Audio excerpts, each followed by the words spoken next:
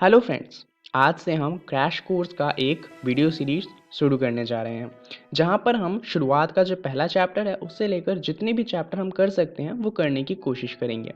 अब जैसा कि आप जानते हैं एग्ज़ाम बहुत पास में है, तो हमें एग्ज़ाम के पॉइंट ऑफ व्यू से प्रिपेयर करना पड़ेगा। हम सारे चैप्टर्स को बहुत अच्छे से नहीं कर सकते, परंतु हम इस तरीके से कर सकते हैं कि हमारे बहुत अच्छे मार्क्स आ जाएं।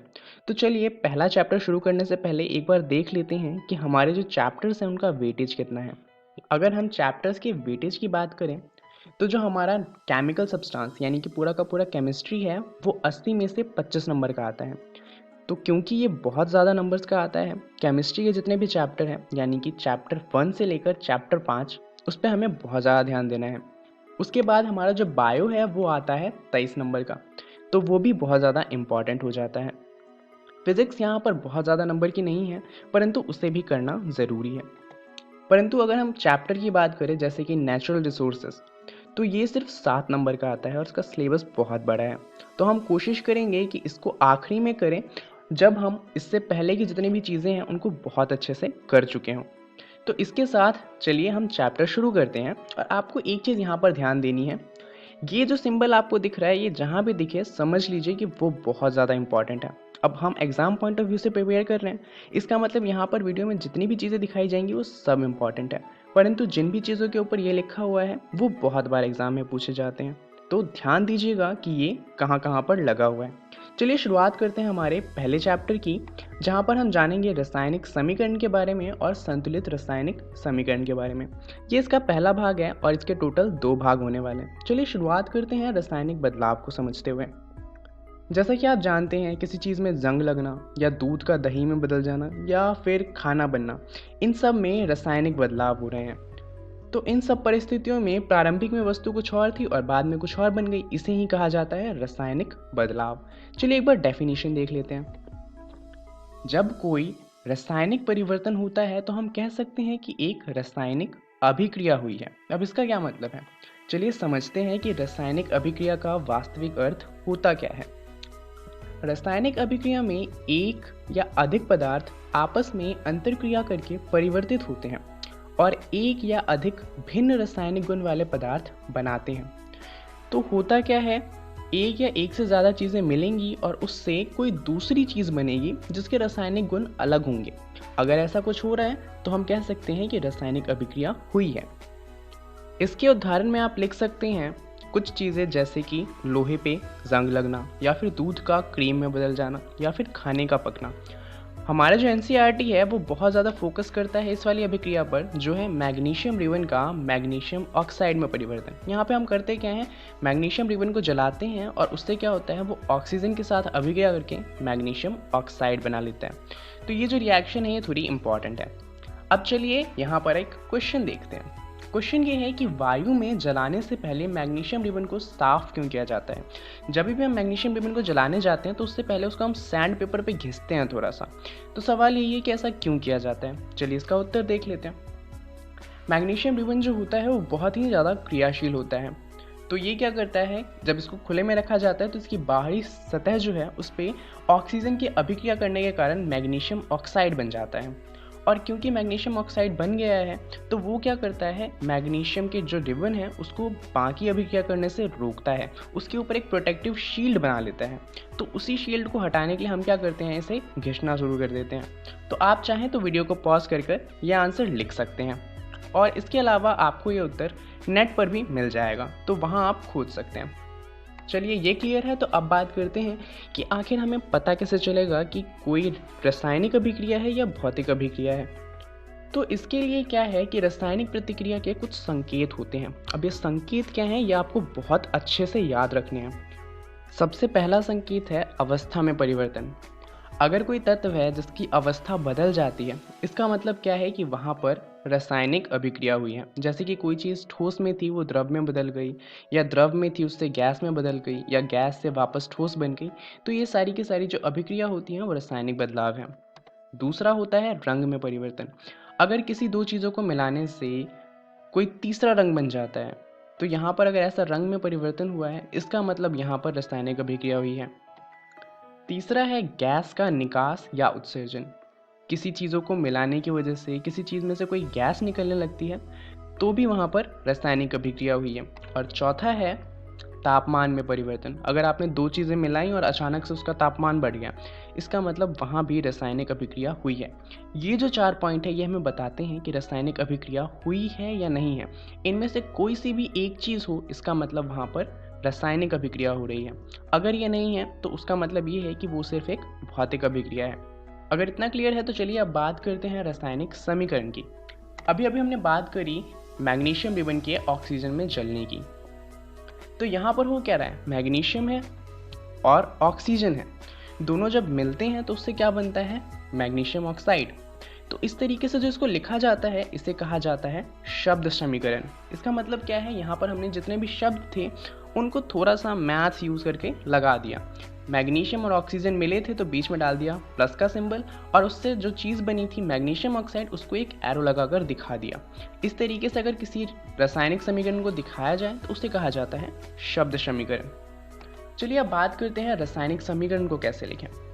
किसी रासायनिक अभिक्रिया के प्रतीकात्मक निरूपण को रासायनिक समीकरण कहते हैं। अब इसका क्या मतलब है, जैसे कि हम जानते हैं हमने सारे जो एलिमेंट हैं हमारे पास उन सबको एक छोटा सिंबल दे रखा है। जैसे कि ऑक्सीजन के लिए हम O लिखते हैं, सोडियम के लिए Na, लिथियम के लिए Li एंड सो ऑन।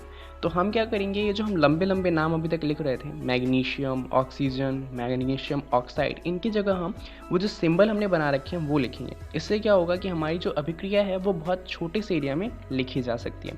चलिए देखते हैं ऐसा हम कैसे करेंगे।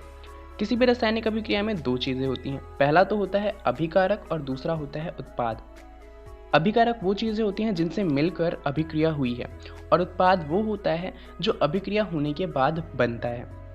तो जितनी भी अभिकारक हैं उनको हम लिखते हैं बाईं ओर, और जितने भी उत्पाद हैं उन्हें लिखा जाता है दाईं ओर।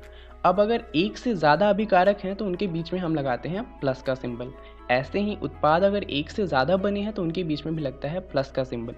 और एक हम लगाते हैं एरो, यानी कि तीर का निशान। वो क्या दर्शाता है, अभिक्रिया की दिशा को। अभिकारक से उत्पाद की तरफ अभिक्रिया की दिशा होती है, क्योंकि अभिकारक उत्पाद में बदल रहा है। तो तीर जो होता है वो अभिकारक से उत्पाद की तरफ जाता है। अब यहाँ पर सवाल किस तरह से आ सकते हैं, आपको एक रिटन स्टेटमेंट दिया होगा कि कोई सा चीज़ है जो किसी के साथ अभिक्रिया करके कुछ और बना देता है, और उनसे बोला जाएगा कि इसको रासायनिक समीकरण में लिखो। उदाहरण के लिए चलिए एक इस तरीके का सवाल देख लेते हैं। लोहा जल के साथ प्रतिक्रिया कर रहा है और लोहे ऑक्साइड में परिवर्तित हो रहा है, तो इसे हमें रासायनिक समीकरण के रूप में दिखाना है। अब जो लोहा है उसका इंग्लिश में नाम होता है आयरन, परंतु हम इसे आई से रिप्रेजेंट ना कर Fe से रिप्रेजेंट करते हैं, क्योंकि इसका साइंटिफिक नाम फेरस या फेरम होता है। अब जो Fe है हमारा, ये किसके साथ अभिक्रिया कर रहा है, जल के साथ। तो जल का सिंबल क्या होता है, H2O। तो इन दोनों की अभिक्रिया के बाद बना क्या, लोहे का ऑक्साइड। तो इसे हम कैसे रिप्रेजेंट करेंगे, Fe3O4। लोहे का ऑक्साइड का जो फॉर्मूला होता है वो होता है Fe3O4। और साथ में क्या हमारे पास कुछ और बचेगा, जी हाँ, साथ में हमारे पास हाइड्रोजन गैस बचेगी। तो ये जो अभी अभी हमने लिखा इसे ही कहा जाता है एक रासायनिक समीकरण। अब चलिए अगर आपको ये क्लियर हो गया है तो कुछ सवाल हैं जिसे आपको खुद करना है। इसका सॉल्यूशन आपको यहाँ पर नहीं मिलेगा, खुद ट्राई कीजिए, और अगर आपसे नहीं होता तो आप नेट पर देख सकते हैं या फिर अपने टीचर से इसके बारे में पूछ सकते हैं। परंतु पहले खुद ट्राई कीजिएगा इसे सॉल्व करने का। क्वेश्चंस को नोट कर लीजिए। होपफुली आपने नोट कर लिया होगा। चलिए अब बात करते हैं संतुलित रासायनिक समीकरण के महत्व की। अब संतुलित रासायनिक समीकरण का क्या मतलब है, चलिए समझते हैं कि आखिर संतुलित रासायनिक समीकरण होता क्या है और इसकी ज़रूरत क्या है। दरअसल द्रव्यमान के संरक्षण का एक नियम है जो कहता है कि जो भी रासायनिक अभिक्रिया है उसमें ना तो द्रव्यमान का निर्माण हो सकता है और ना ही विनाश। परंतु अगर हम अपने इस अभिक्रिया को देखें तो हमारे पास एक फेरस का एटम है, और अभिक्रिया के उत्पाद में देखें तो यहाँ पर 3 फेरस के एटम हैं। इसका मतलब क्या है कि अभिक्रिया में 2 नए फेरस के एटम अपने आप बन गए। तो अगर हम द्रव्यमान के संरक्षण के नियम को फॉलो करें तो उस हिसाब से हमारा जो रासायनिक समीकरण है वो गलत हो जाता है। तो इसी समीकरण को सही करने के लिए हमें इसे संतुलित करना ज़रूरी हो जाता है। तो संतुलित करने का क्या मतलब है, चलिए समझते हैं कि इसका मतलब है क्या। किसी भी रासायनिक अभिक्रिया के उत्पाद तत्वों का कुल द्रव्यमान अभिकारक तत्वों के कुल द्रव्यमान के बराबर होना चाहिए। यानी कि जो अभिक्रिया हुई उससे पहले जितना द्रव्यमान था और अभिक्रिया के बाद जितना द्रव्यमान है वो दोनों बराबर होना चाहिए। तो चलिए समझते हैं ऐसा हम कैसे कर सकते हैं। दरअसल हम क्या नहीं कर सकते वो ये है कि हम तत्वों के रासायनिक सूत्र को नहीं बदल सकते। जैसे कि हमारे पास जो हमारी अभिक्रिया है उसमें Fe पहले सिर्फ एक है, तो यहाँ पर सबसे सिंपल तरीका होगा Fe के नीचे जाकर 3 लिख दें और अभिक्रिया बराबर हो जाएगी। परंतु हम ऐसा नहीं कर सकते, तो हम क्या करेंगे, सबसे पहले प्रत्येक सूत्र जो है उसको चारों ओर बॉक्स बना लेंगे। तो आपको जो ये बबल दिख रहे हैं इसके अंदर आप कुछ भी नहीं बदल सकते। आप बस क्या कर सकते हैं कि बबल के बाहर कोई नंबर लेके उससे इसको गुना कर सकते हैं। तो आपको सिर्फ इतना करना है। चलिए समझते हैं कि किस नंबर को, किस फॉर्मूले को किससे गुना करना है और ये कैसे करना है। हमें क्या करना है कि सबसे पहले असंतुलित समीकरण में उपस्थित विभिन्न तत्वों के परमाणुओं की संख्या की एक सूची बना लेनी है। ये हमारी अभिक्रिया है। यहाँ पर अगर हम देखें तो लेफ्ट हैंड साइड पे एक फेरस का एटम है, एक ऑक्सीजन का एटम है और 2 हाइड्रोजन के एटम है। वहीं पर अगर हम दाईं तरफ देखें यानी कि RHS में तो 3 फेरस के एटम है, 4 ऑक्सीजन का एटम है और 2 हाइड्रोजन के एटम है। अब हमें ये जो दोनों हैं LHS और RHS, इन दोनों को बराबर करना है। चलिए समझते हैं कि कैसे होगा। सबसे पहले क्या करना है, सुविधा के लिए सबसे अधिक परमाणु वाले यौगिक को सबसे पहले संतुलित कीजिए। उदाहरण के लिए हमारा जो ये रासायनिक समीकरण है इसमें सबसे ज़्यादा क्या है, सबसे बड़ा नंबर है 4 जो कि है ऑक्सीजन के पास। तो सबसे पहले हम क्या करेंगे, ऑक्सीजन को बैलेंस करेंगे। कैसे, चलिए देखते हैं। ये हमारा टेबल है, यहाँ पर हम ऑक्सीजन को 4 से गुना करेंगे तो वो बैलेंस हो जाएगा। राइट हैंड साइड पे 4 लिखा हुआ है और लेफ्ट हैंड साइड पे 1, तो 1 को 4 बनाने के लिए क्या कर सकते हैं, 4 से गुना। तो हम यही करेंगे, राइट हैंड साइड पे जो हमारा 4 है उस तरीके से लेफ्ट हैंड साइड पे जो H2O जहाँ पर O है उसे 4 से गुना कर देंगे। जैसे ही आप इसे 4 से गुना करेंगे क्या होगा, जो हमारा लेफ्ट हैंड साइड है वहाँ पर 4 ऑक्सीजन के एटम हो जाएंगे, परंतु हाइड्रोजन भी है इसके साथ, तो यहाँ पर हाइड्रोजन भी बदलेगा। और क्योंकि यहाँ पर 2 हाइड्रोजन है तो 4 से गुना होने के बाद वो कितना हो जाएगा, 8। तो यहाँ पर LHS में 4 ऑक्सीजन के एटम हो गए और 8 हाइड्रोजन के एटम।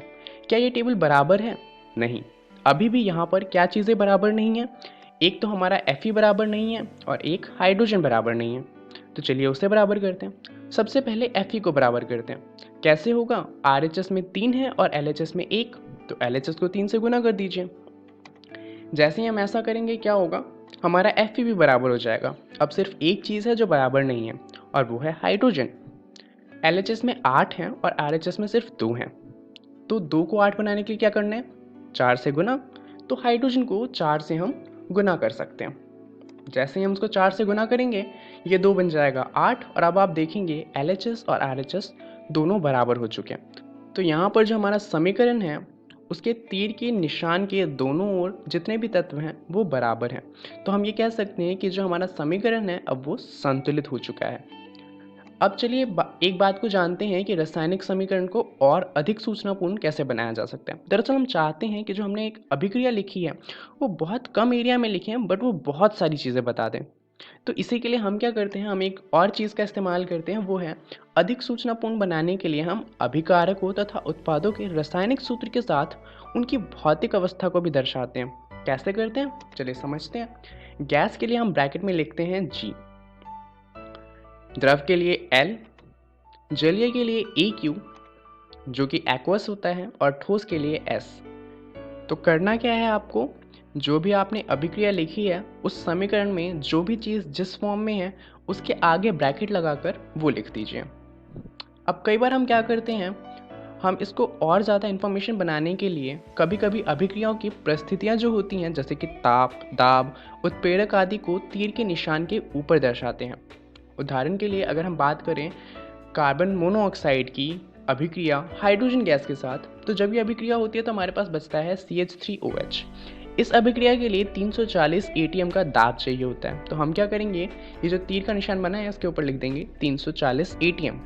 तो जो भी इस अभिक्रिया को देखेगा उसे पता चल जाएगा कि यह अभिक्रिया करने के लिए उसे 340 ATM का दाब बनाना पड़ेगा।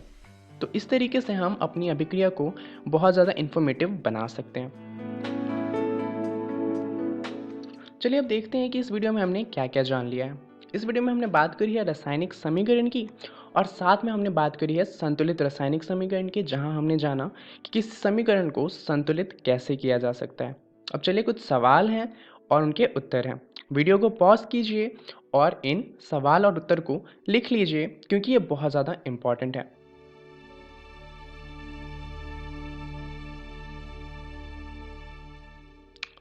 ये हमारा दूसरा सवाल है। कोशिश कीजिएगा कि आप इसे पहले खुद ट्राई करें।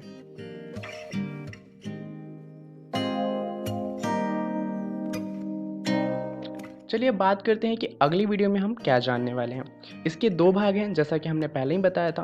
पहला भाग हम कर चुके हैं और अगला जो भाग है उसमें हम जानेंगे रासायनिक अभिक्रियाओं के प्रकार और उसके साथ साथ हम जानेंगे रेडॉक्स अभिक्रिया के बारे में। इस वीडियो के लिए इतना ही। धन्यवाद।